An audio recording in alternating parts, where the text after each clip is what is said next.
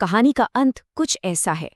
एक आदमी बैल्कनी में बैठा है, आंखें तो खुली हैं पर वो कुछ देख नहीं रहा, बिल्कुल खाली।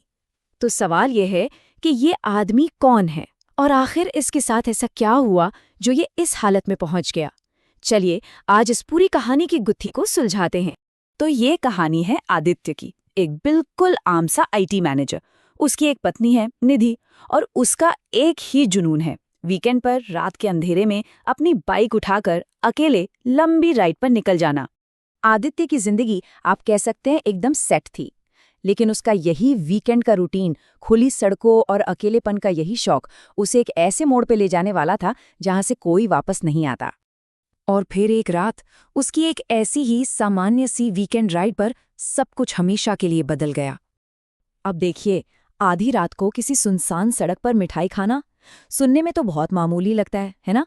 पर कहते हैं कि ऐसी वीरान जगहों पर कुछ भी खाना या कोई खुशबूदार चीज छोड़ना असल में भटकती आत्माओं को एक न्योता देने जैसा होता है। और उस रात कोई वहां इंतजार कर रहा था। उस रात जो हुआ वो धीरे धीरे हुआ।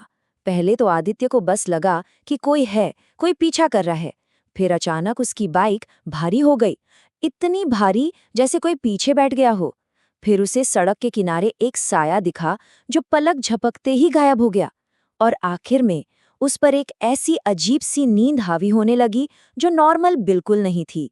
जब आदित्य एक दिन पहले ही घर लौटा तो उसकी पत्नी निधि ने एक झटके में पहचान लिया कि कुछ गड़बड़ है। वो पुराना वाला आदित्य था ही नहीं। उसका सारा कॉन्फिडेंस गायब था और उसकी आंखें वो निधि को नहीं बल्कि उसके आर पार किसी और ही चीज को देख रही थीं। और बस यहीं से आदित्य के अंदर एक भयानक बदलाव की शुरुआत होती है। वो चीज जो भी वो थी अब उसके साथ उसके घर आ चुकी थी और धीरे धीरे उस पर पूरी तरह से हावी हो रही थी। सोचिए, जिस इंसान को रात में बाइक चलाने का शौक था वो अब अंधेरे से कांपने लगा था। जो आदमी बिल्कुल शांत रहता था वो अब हिंसक और शक्की हो गया था। और उसकी खाने पीने की आदतें वो तो इतनी अजीब हो गई कि पूछिए मत। वो अब आदित्य नहीं कोई और था। फिर उसके मुंह से अजीब अजीब बातें निकलने लगीं। एक दिन अचानक बोला, घर में एक काली बिल्ली लानी चाहिए, बुरी नजर से बचाती है। ये बातें आदित्य की नहीं थीं, ये आवाज किसी और की थी जो उसके अंदर से बोल रहा था। उसकी फरमाइशें और भी ज्यादा अजीब और डरावनी होती चली गईं। वो जिद करने लगा कि उसे काली मुर्गी का मांस खाना है। ये एक ऐसी मांग थी जिसने पूरे परिवार को दहलाकर रख दिया, क्योंकि ये अक्सर तांत्रिक क्रियाओं से जुड़ी होती है। जब उसके परेशान माँ बाप उससे मिलने आए तो उसने उन्हें गालियां देकर घर से निकाल दिया। मतलब साफ था, वो जो भी शक्ति थी वो आदित्य को उन सब लोगों से दूर करना चाहती थी जो उससे प्यार करते थे। और फिर पहली बार उस शक्ति का असली मकसद सामने आया। आदित्य के मुंह से वो बोली, मेरा बदला पूरा होकर रहेगा, मैं एक एक से अपना हिसाब बराबर करूंगा।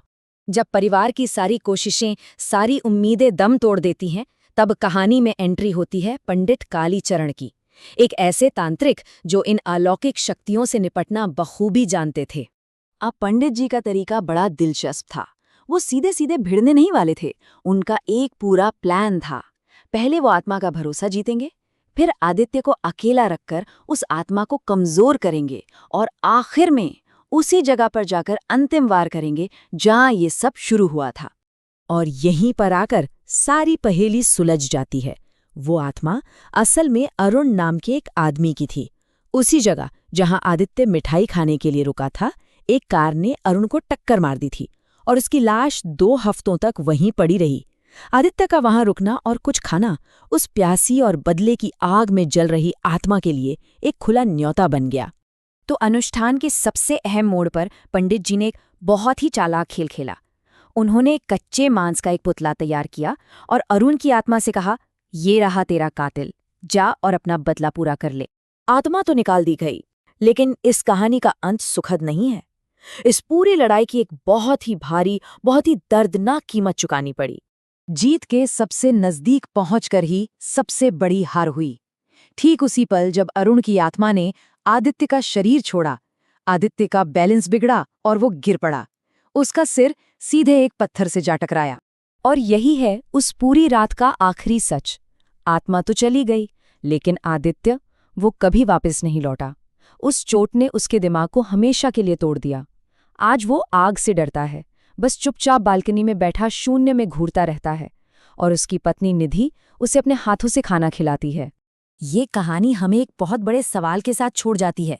क्या वाकई दुनिया में कुछ ऐसी अनदेखी सरहदें हैं, कुछ ऐसी लाइनें हैं जिन्हें अनजाने में भी पार करने की कीमत इतनी भयानक हो सकती है? और अगर हाँ, तो वो कीमत आखिर चुकाता कौन है?